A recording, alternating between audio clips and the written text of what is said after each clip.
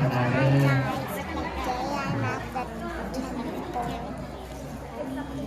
ให้ไปใช้อันนั้น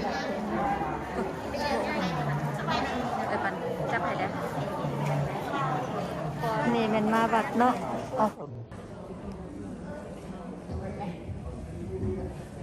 นะโมตัสสะภะคะวะโตอะระหะโตสัมมาสัมพุทธัสสะนะโมตัสสะภะคะวะโตอะระหะโตสัมมาสัมพุทธัสสะนะโมตัสสะภะคะวะโต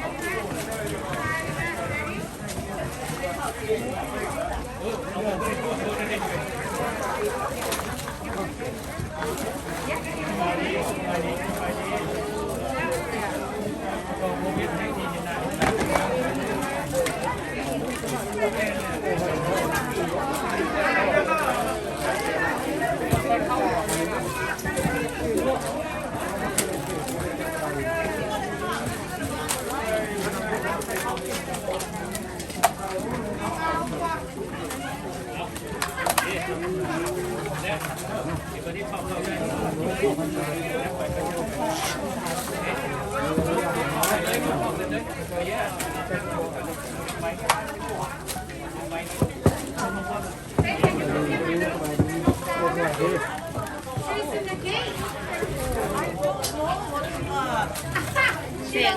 ไอ้ลูกเธอไปใช้รถไหนหรอยังตอนเมื่อก่อน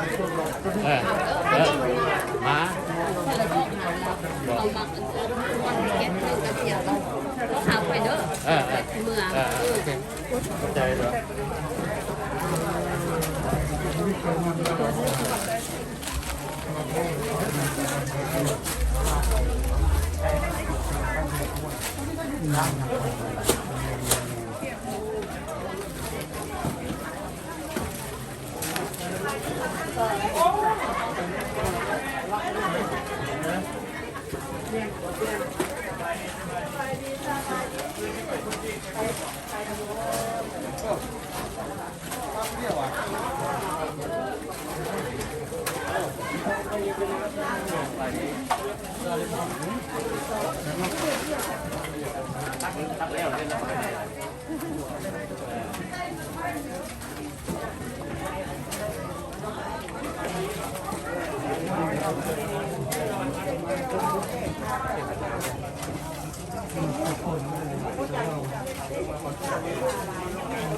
ดีเลยเนาะนี่ไม่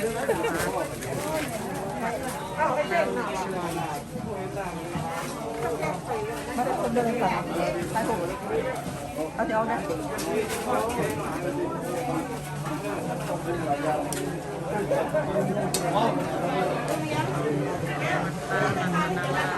มากันเนี่ย